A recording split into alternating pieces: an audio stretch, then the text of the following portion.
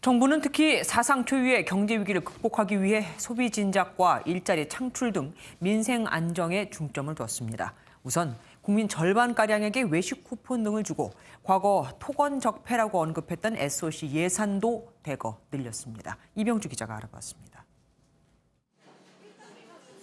지난달 14일 정부는 황금 연휴를 앞두고 소비 쿠폰을 내놨지만 코로나19 재확산으로 시행 이틀 만에 중단했습니다. 내년에는 이와 같은 소비 진작책이 대폭 확대 시행될 전망입니다. 5번 외식하면 6번째 할인해주는 외식 쿠폰과 근로자 휴가비를 지원하는 바우처 등에 올해보다 예산을 3천억 원 이상 더 투입해 국민 절반가량인 2,300여만 명이 혜택을 볼 전망입니다.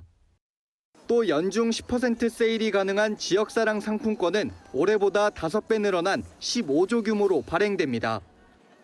정부는 이를 통해 20조 원가량의 소비 진작 효과가 나타날 것으로 기대하고 있습니다. 일자리 예산은 올해보다 20% 늘려 사상 처음 30조 원을 돌파합니다.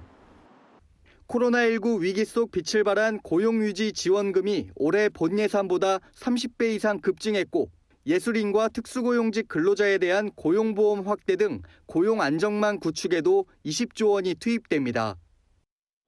정부가 직접 제공하는 노인 일자리 등도 올해 95만 개에서 103만 개로 늘릴 계획입니다.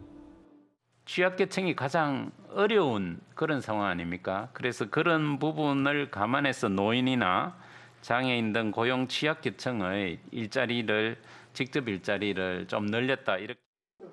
또 어르신 기초연금은 현행 차등 지급하던 것에서 수급자 모두에게 일제히 30만 원을 지원하기로 했습니다. 정부는 이 같은 내년 예산안을 3일 국회에 제출하기로 했습니다. MBN 뉴스 이병주입니다.